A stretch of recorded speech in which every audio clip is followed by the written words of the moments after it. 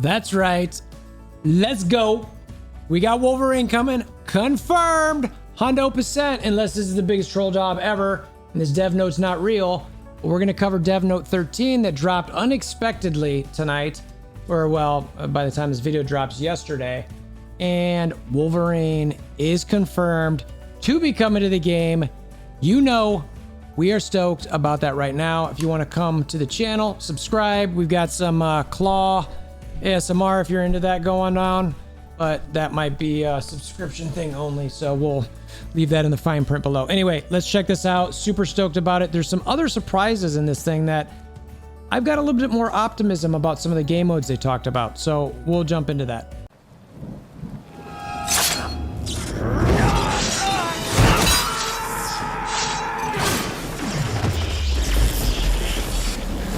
Bring me WolverThor!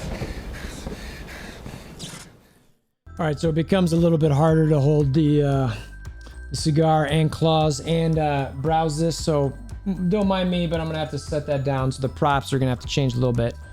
So, all right, Dev Note 13. This dropped unexpectedly August 10th at, I think it was like 9:30 Eastern or something like that. I just wasn't expecting it that soon. Thought it'd be a few days or something. I didn't even know if we were gonna for sure get the Dev Note necessarily, but here we go. Here we go. So, they talk about future Revolution dev team, 2 major components for the August update, none other than the aforementioned squad battle and new superhero Wolverine.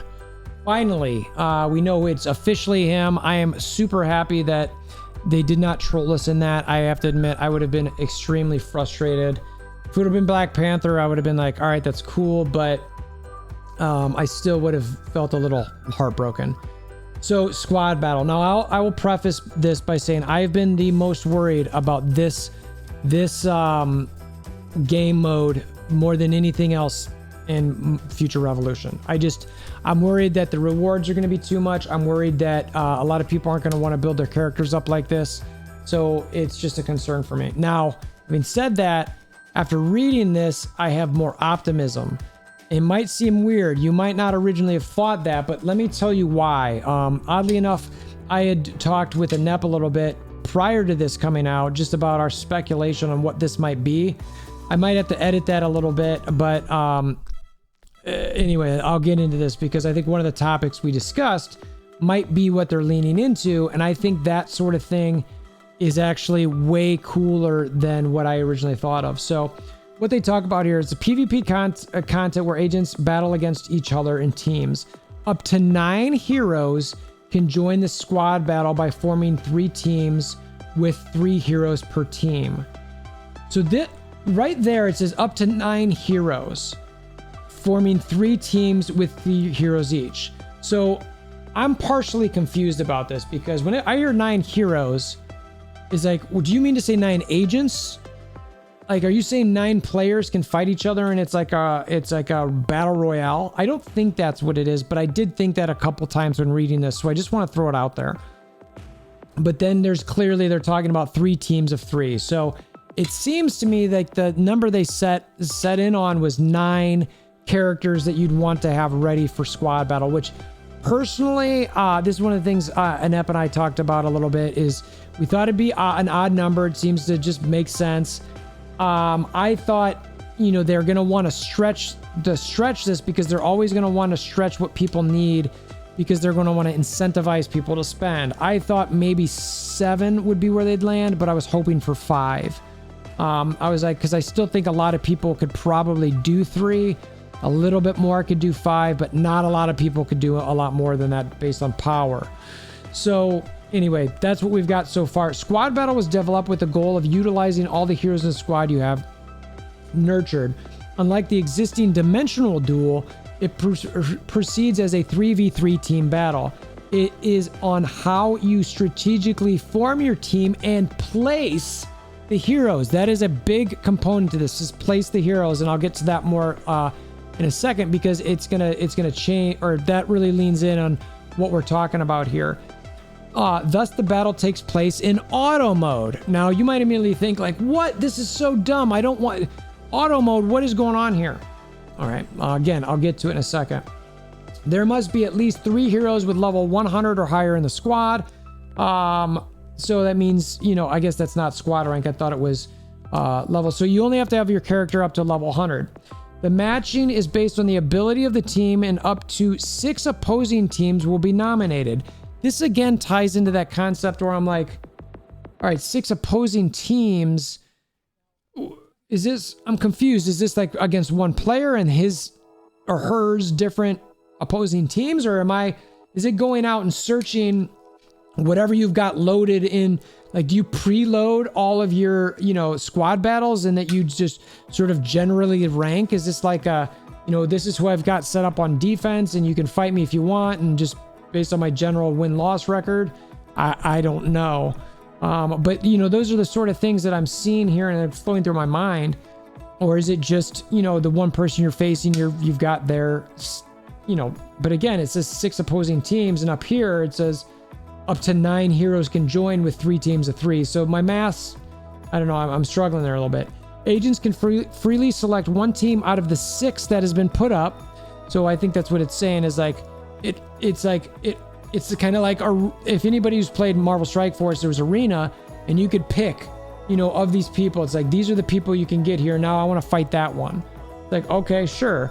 Now, if they make this a time payout or something, I'm going to hate it. I hated that so much in MSF. The winning team gets victory scores while the defeated team loses victory scores.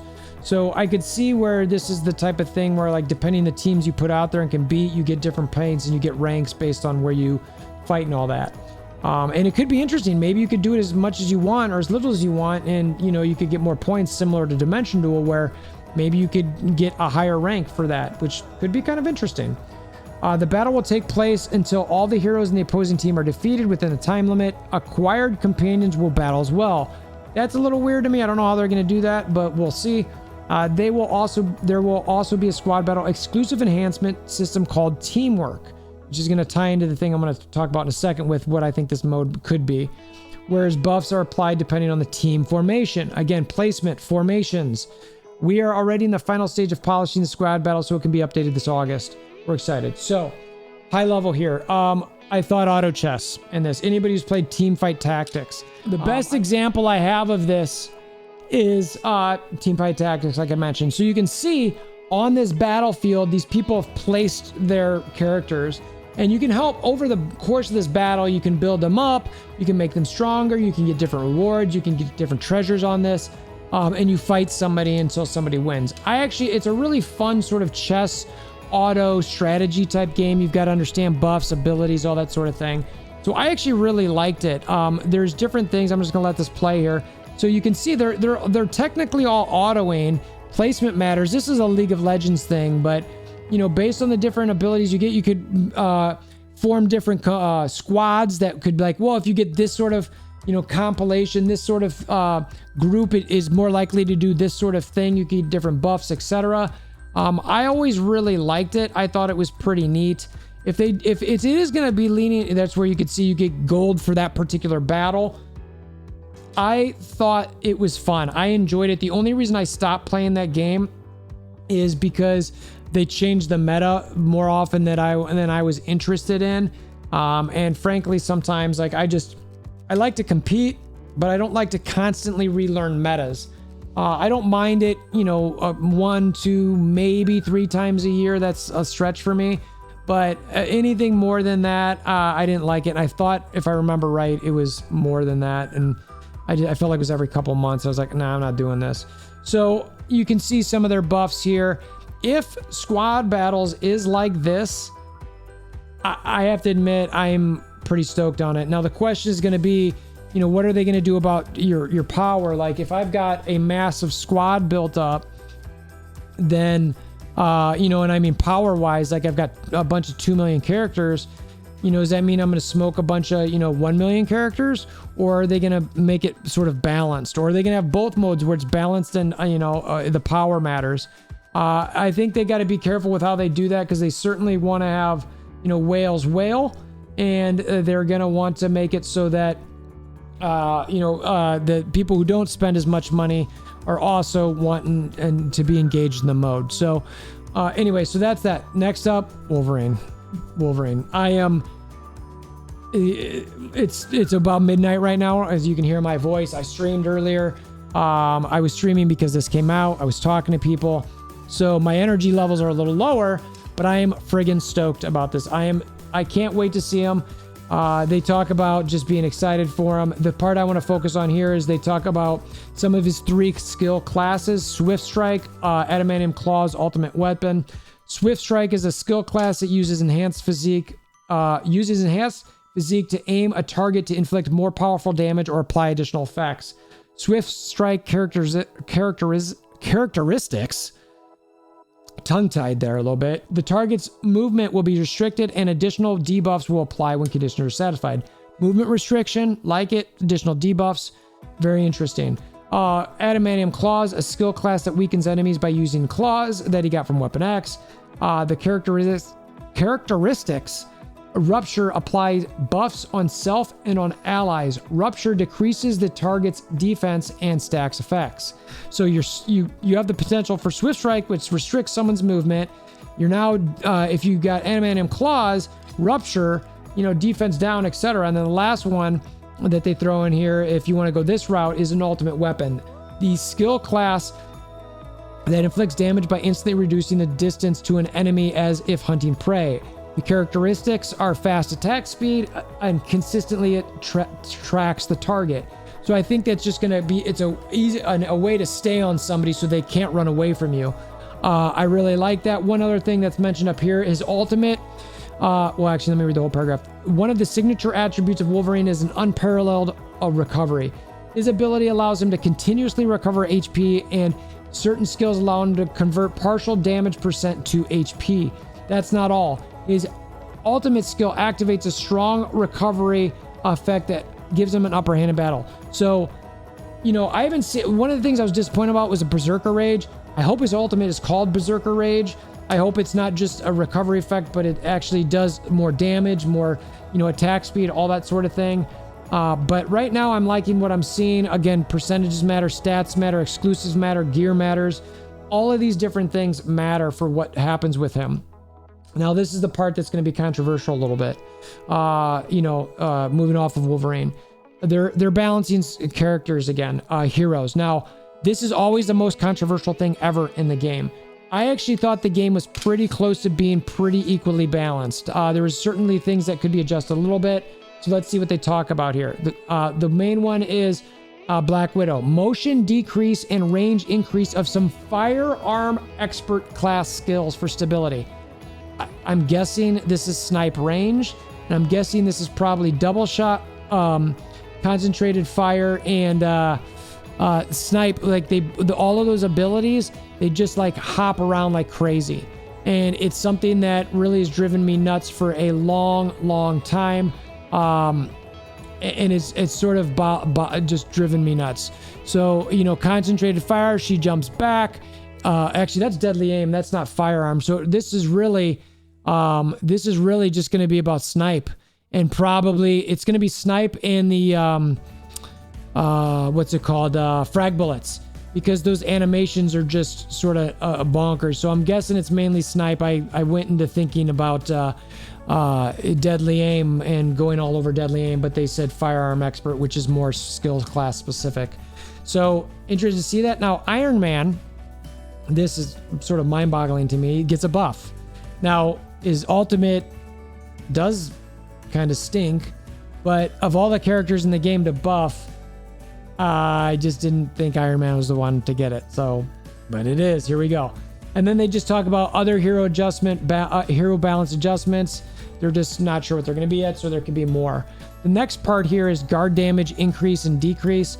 Basically, this wasn't as effective as they wanted it to be. They thought that guard damage decrease was more powerful than it should be. So what I'm gathering from this is guard damage is going to be more of a thing. Guard damage decrease is going to be more important to build up. So if you've ignored that to date, you might want to reconsider that. Again, these are sort of sensitive subjects. I like it for as far as future of the game, because I think guard damage builds could be kind of fun. I was talking about one of those recently with Twisted, and I think it could be something that could be really cool. And they're obviously double downing on this a little bit. Elemental damage balance adjustment. You're going to get a lot of people complaining about this. your Storms and your Star-Lords. They're the only two characters in the game that have shock damage buffs and or elemental damage buffs in game. It was nice for these characters to have it. They're one of the few characters in game that all of a sudden can just one ability can bring you down to almost nothing. I'm guessing that's why these are being touched upon, because it was sort of just a giant thing. Now, I'm hoping that the Storm and Star-Lords who relied on this find other avenues to sort of still play and enjoy the game. While this is, I understand, understandably frustrating, given that this was a modifier that only these two characters got, I do think if it hits too hard, it is sort of unfair to all the other players. But, you also have to make a build for Storm that's, plausible besides Bubble. I think they should have done that prior to doing this, but anyway. Also, some other miscellaneous improvements. Omega Carve exclusive stats. They're getting rid of surface to air and air to surface. People didn't like it. I get it. I think some people use those as modifiers as well, but truth is they were sort of a waste. I just hope they make them into good things for, Storms and Star-Lords specifically, so that they can build up some better stats. If they didn't get Defense Pierce on their exclusive before, maybe that's something they should do. Battle Challenge Trial Balance Adjustment. Basically, the long and short of this is that, well, let me read it to you. An increase, we will increase the acquirable points when setting higher trial difficulties from the trial steps of Battle Challenge round 36 and above. So they're basically going to give you higher points as the more harder that you do, which makes sense. Also, the issue where total points are accumulated by clearing rounds with trial when acquiring more time bonus by quickly clearing the round in regular mode for a higher score will be fixed. If you're not aware of this, what you could do is you could go as high as you wanted to in the challenges, like the adjustments, the difficulty. And then what you could do is to get time bonuses, you take all of those off and then just run it as quick as you can and you get a time bonus. They're taking that time bonus on the easier part away. I get it. Makes sense. So that way it incentivizes people to get stronger so that they can beat these things in a quicker fashion. I get it. Now I'm actually going to make sure that I invest in those villain damage cards because I'm going to need them. Are you excited for squad battles in Wolverine? I will say that I am not as worried about squad battles if it is what I think it is leaning into. I think that auto battle could be super cool. And then, yes, I'm clearly stoked for Wolverine. And if you want some of that claw ASMR stuff, I don't know, talk to me. Hit me up in my DMs, slide in there. So appreciate you making this far. Let me know what your comments are below. I'm excited a little bit. There's some information. We still need a bunch of fodder. I hope they're going to do Scarlet Witch Transmute. Wolverine's dropping. You need to have Scarlet Witch Transmute at the same time when he drops. It's critical. Looking forward to the anniversary coming up. What offers you got for us? Anything that you're going to do to sort of celebrate the 1-year anniversary. And I love that Wolverine's one of the characters dropping then. Want to hammer down like buttons, notification bell, subscribe. Appreciate you. I'm tired. Got to go to bed. Until next time, I hope you have a wonderful day.